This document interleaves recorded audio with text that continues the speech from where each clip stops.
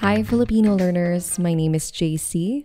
This is a practice video for the previous lesson that we had about forming sentences using I. For each item, I will give you 5 seconds to answer the question before I provide the correct answer. If you need more time, you can always pause the video. Let us begin. Form the following sentences in Tagalog. You may use the vocabulary table below as a guide. She will go to the store.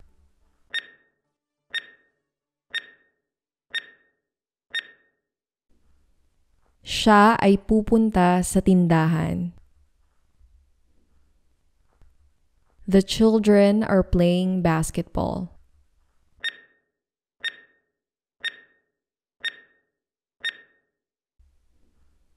Ang mga bata ay naglalaro ng basketball. Linda is playing the guitar.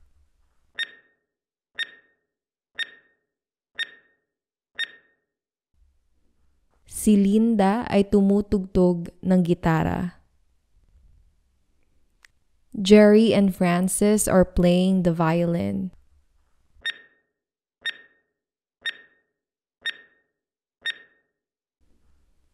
Sina Jerry at Francis ay tumutugtog ng violin. They are playing poker.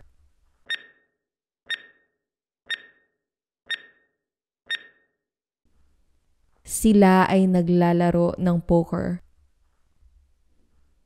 The bed is soft and comfortable.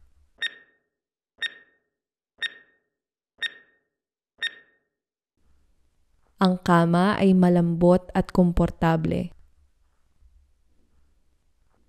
John is nervous.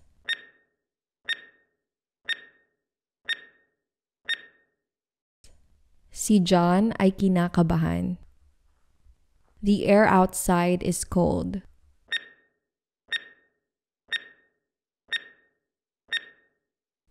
Ang hangin sa labas ay malamig. My cat is sleeping on the bed.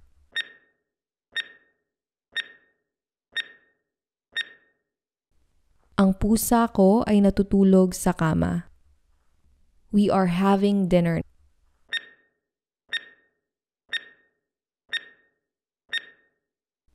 Tayo or kami ay kumakain ng hapunan. You can also say it like this. Tayo or kami ay naghahapunan. Nina is having breakfast.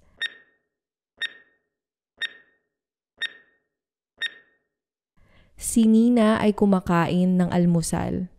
Again, you can say it in a different way. Si Nina ay nag-aalmusal. I drink coffee every morning.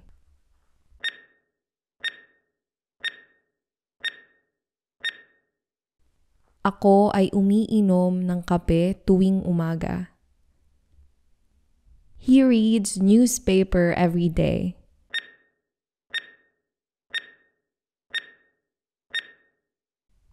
Siya ay nagbabasa ng dyaryo araw-araw. The horse is running fast.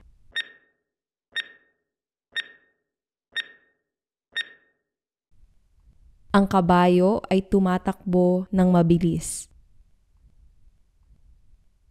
The dog is barking loudly.